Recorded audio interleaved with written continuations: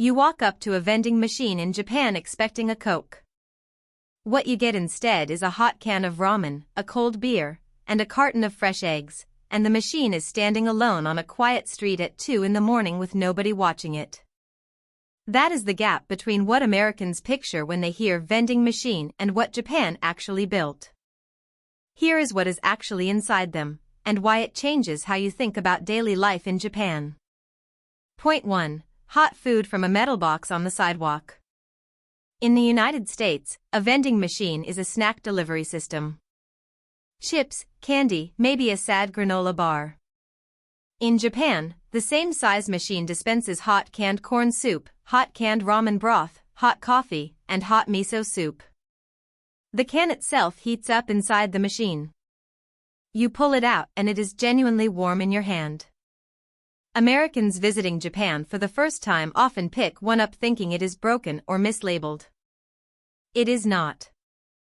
Japan figured out decades ago that a machine could hold 2 temperature zones at once, cold drinks on one side, hot drinks on the other. The same machine. Same slot. You choose. That one detail alone breaks the mental model most Americans carry about what a vending machine is allowed to do. Point 2. Alcohol, eggs, and things you would never find near an American checkout. Japan sells cold beer and sake from vending machines. Not just in bars or convenience stores, on the street, in hotel hallways, near train platforms. For most Americans, that is immediately jarring, because in the United States, alcohol sales are regulated by state law, require staff verification, and are almost never automated.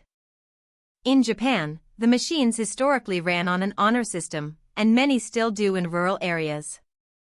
Some now use a touch panel age check, but the friction is minimal compared to what Americans expect.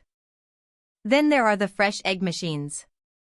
In rural and suburban Japan, small local farms operate refrigerated vending machines that sell eggs by the carton, 24 hours a day.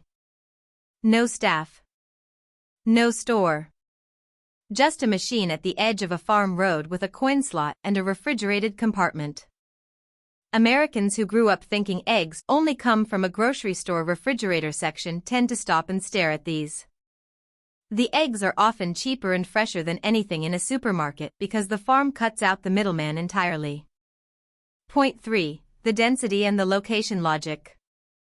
Japan has approximately 5 million vending machines for a population of about 125 million people. That is roughly one machine for every 25 people. The United States has around 6 million machines for 335 million people, about one for every 55 people. Japan's density is more than double. But the number alone is not what gets Americans. It is where the machines are placed. Deep in a forest hiking trail. On a remote mountain road. In a tiny fishing village with no store in sight. Inside apartment building lobbies. At the top of a temple staircase. Japan treats the vending machine as infrastructure, the same way Americans treat a fire hydrant or a streetlight. It belongs wherever people might need it, regardless of whether a human worker could realistically staff that location. That infrastructure mindset also means the machines are maintained. Stocked regularly. Rarely broken. An American gas station vending machine that eats your dollar and returns nothing is a common enough experience that most Americans just accept it. In Japan, a broken machine is treated as a failure worth fixing quickly. The operational standard is different. Point 4. Disaster-ready machines that change their own prices. After the 2011 earthquake, Japan began deploying vending machines with disaster response modes built in. When a major emergency is detected, certain machines automatically unlock and dispense drinks for free. Some machines are networked to municipal emergency systems and switch to free dispensing mode remotely. Others are designed as community supply points with extra storage capacity underneath.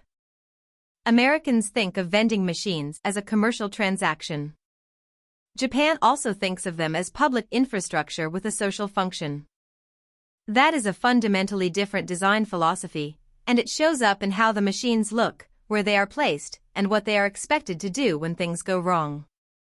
The next time you see an American gas station vending machine charge $4 for a warm water bottle and then jam on the coin return, think about a refrigerated egg machine sitting alone at the edge of a Japanese farm road at midnight, fully stocked, perfectly cold, and ready to make change.